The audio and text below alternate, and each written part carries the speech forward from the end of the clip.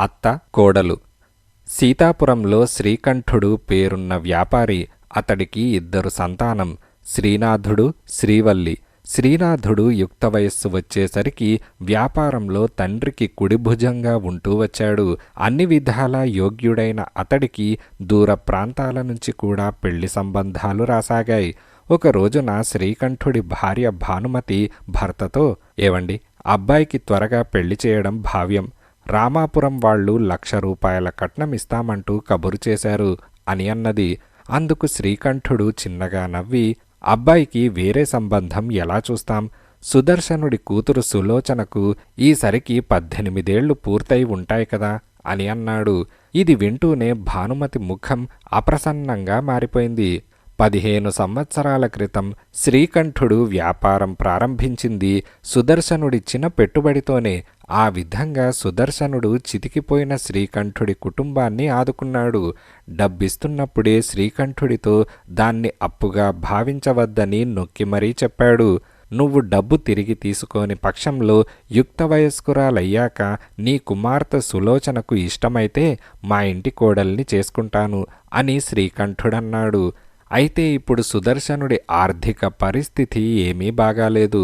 లక్షల కట్నం వదులుకోవడం ఇష్టం లేని భానుమతి శ్రీకంఠుడితో వివాహం వంటి ముఖ్య విషయంలో ఫలానా అమ్మాయిని చేసుకోమని కొడుకును నిర్బంధించడం ఏం బావుంటుందండి అని అన్నది.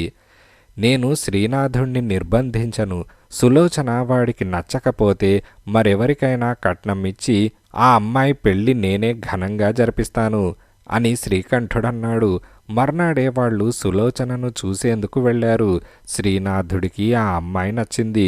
అత్తకు ఆడపడుచుకు ఈ పెళ్లి ఏమాత్రం ఇష్టం లేదని తెలియకుండానే కోడలుగా ఆ ఇంట్లో అడుగుపెట్టింది సులోచన. 6 నెలల పాటు తన అదృష్టానికి మురిసిపోతూ కాలం గడిపింది.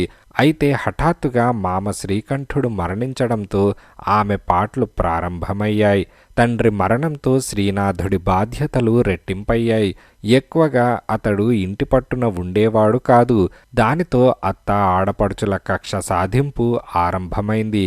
లక్షలు కట్నం తెచ్చే మహాలక్ష్మి లాంటి ఆడపిల్లను కాదని కోరి ఈ అష్టదరిద్రాన్ని కోడలుగా తెచ్చాడు అంటూ సులోచనను దెప్పిపొడిచేది భానుమతి. వచ్చిన 6 నెలలకే ఇంటిని వల్లకాడుగా మార్చిన శని అంటూ శ్రీవల్లి మెటికలు విరిచేది. ఇప్పుడు వంటింటి బాధ్యత పూర్తిగా సులోచన నెత్తిన పడింది. తన కసితీరా ఇంటెడు పని సులోచనతో చేయిస్తూ తిట్లు సాధింపులతో ఆమెను విపరీతంగా బాధించేది భానుమతి. శ్రీవల్లి కూడా వదినకు ఏమాత్రం సహాయం చేయకపోగా తనకు కావాల్సినవన్నీ ఆమె చేత తన గదిలోకి తెప్పించుకునేది. అయినప్పటికీ జరుగుతున్నదేమీ సులోచన తన భర్తకు చెప్పేది కాదు. ఒకసారి సులోచనకు విపరీతమైన జ్వరం వచ్చింది. చలికి వణుకుతూ ఆ నీరసంతోటే ఇంటి పని అంతా చేసింది. ఆ సమయంలోనే అత్త ఆడపడుచులిద్దరూ 10 కోసుల దూరంలో ఉన్న కొండమీద దేవి ఆలయానికి ప్రయాణం పెట్టుకున్నారు. భానుమతి సులోచనతో, తెల్లవారి బాడుగ బండిలో బయలుదేరితే సాయంత్రానికి తిరిగి రాగలం. ఆ కొండ మీద తినడానికి ఏమీ దొరకదు. చీకటితో లేచి మా కోసం చక్కెర పొంగలి చేయి అంటూ రాత్రి భోజనాలప్పుడు చెప్పింది. మరునాడు తెల్లవారుజామున చక్కెర పొంగలి చేయాలన్న సంగతి గుర్తుకు వచ్చి సులోచన ఉలిక్కిపడి లేచింది. అయితే 2 అడుగులు వేయగానే కళ్ళు తిరిగి పక్కనే ఉన్న బల్ల మీద తూలిపడిపోయింది.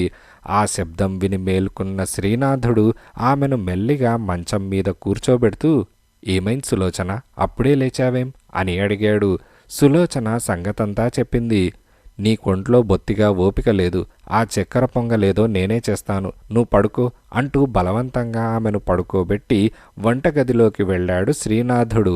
తర్వాత కొద్దిసేపట్లోనే శ్రీనాథుడు వంటగదిలో నుంచి ఒక గిన్నెలో వేడి వేడి చక్కెర పొంగలి మూతపెట్టి తెచ్చి, ఇది తీసుకుపోయి నీ అత్తగారికివ్వు, నేను చేసినట్టు మాత్రం చెప్పకు సుమా అని నవ్వుతూ అన్నాడు. సులోచన భర్త చెప్పినట్టే చేసింది. ఆమె అత్త ఆడపడుచులు బాడుగ బండిలో దేవి ఆలయానికి వెళ్ళిపోయారు. తర్వాత శ్రీనాథుడు భోజనం చేసి ఊళ్ళోకి బయలుదేరాడు. సులోచన భోజనం చేయకుండానే తలుపు మూసుకొని పడుకున్నది. చీకటి పడుతున్న సమయంలో ఎవరో గట్టిగా తలుపు తట్టడంతో మెలకువ వచ్చి సులోచన మెల్లిగా లేచి వెళ్ళి తలుపు తీసింది. ఎదురుగా అత్త ఆడపడుచు. మమ్మల్ని కడుపు మార్చి చంపాలనే ఆ చక్కెర పొంగలి చేసిచ్చావు, అవునా అని శ్రీవల్లి రుసరుసలాడుతూ లోపలికి వచ్చింది. మధ్యాహ్నం ఆకలితో సగం చచ్చి ఉన్న మేము చిక్కటి ఆవుపాలు, సన్న బియ్యం, జీడిపప్పు, ద్రాక్షపళ్ళు, యాలక పొడి నోరూరిస్తుంటే నువ్వు చేసిన ఆ చక్కెర పొంగలి నోట పెట్టుకుని ఉమ్మేశాం. అందులో నువ్వు చక్కెర వెయ్యనేలేదు, నువ్వు కావాలనే అలా చేశావు అని భానుమతి సులోచన భుజం పట్టుకొని గుంజుతూ అన్నది. ఆ సమయంలో శ్రీనాథుడు ఇంటి వాకిట్లో అడుగు పెడుతూనే, ఏమిటమ్మా ఒంట్లో బాగాలేని కోడలి మీద కత్తులు నూరుతున్నావు అని నవ్వుతూ అన్నాడు. కొడుకు నవ్వు, అతడన్న మాటలు వింటూనే భానుమతి కీచుగొంతుతో, ఈ ఇంట్లో దీనికేం తక్కువ? ఇంత ఖరీదైన చీరలు, ఇన్ని నగలు ఏనాడైనా ఎరుగునా? ఈ ఇంట్లో దీనికొచ్చిన కష్టమేమిటి? నన్ను ఆడబిడ్డను అదే పనిగా సాధిస్తున్నది అని అన్నది. అమ్మ, ఎవరు ఎవర్ని సాధిస్తున్నారో నాకు తెలియంది కాదు. ఆవు పాలు, జీడిపప్పు అంటూ పెద్ద పాఠం చదివావు. అవన్నీ వేసి చక్కెర పొంగలిలో చక్కెర లేకుండా తయారు చేసింది నేనే. అన్నీ ఉండి చక్కెర లేకపోతే చక్కెర పొంగలి ఎలా తినలేమో అలాగే అన్నీ ఉన్నా ప్రేమలేని జీవితం ఎవరికీ రుచించదు అని శ్రీనాథుడన్నాడు. అయితే మాకు సులోచన మీద ప్రేమ లేదంటావా అని భానుమతి ఆవేశంగా అన్నది. నేను చెప్పదలిచిందేమిటో చిటికలో గ్రహించావు. కోడలు జ్వరంలో ఉన్నప్పుడు అత్త ఆడబడుచులు గుడికంటూ బయలుదేరడమే కాక చీకటితో లేచి చక్కెర పొంగలి తయారు చేయమనడం ప్రేమ అనిపించుకుంటుందా? మీకు కాస్త మంచి చెడుల తారతమ్యం తెలియజెప్పేందుకే నేనా చక్కెర పొంగలి తయారు చేశాను. మీకు కలిసి ఉండలేకపోతే చెప్పండి, మేమిద్దరం మరొక ఇల్లు చూసుకుంటాం అని శ్రీనాథుడు కోపంగా అన్నాడు. ఇది వింటూనే భానుమతికి, శ్రీవల్లికి నెత్తిన పిడుగుపడినట్టయింది. అప్పుడు సులోచన కల్పించుకొని, అవేం మాటలండి, నేను బతికుండగా వేరు కాపురమంటూ జరగదు. అయినా ఇంట్లో విషయాలేవో మేం సర్దుకుంటాం, మీ వ్యాపార గొడవలేవో మీరు చూసుకోండి అని తీవ్రస్వరంతో అన్నది. సులోచన మాటలతో ఆమె మంచితనం అర్థమైంది భానుమతికి. డబ్బు కన్నా మనుష్యుల మధ్య ప్రేమ, ఆప్యాయతలు ముఖ్యమని గ్రహించిన ఆమె, ఇన్నాళ్ళు మా కళ్ళు మూసుకుపోయాయిరా, నువ్వు చేసిన చక్కెర పొంగలి పుణ్యాన ఇక ఈ ఇంట్లో గిల్లి కజ్జాలు, మనస్తాపాలకు తావుండదు అని భానుమతి ఆప్యాయంగా సులోచన భుజం మీద చెయ్యి వేసి కళ్ళు తుడుచుకుంటూ అన్నది.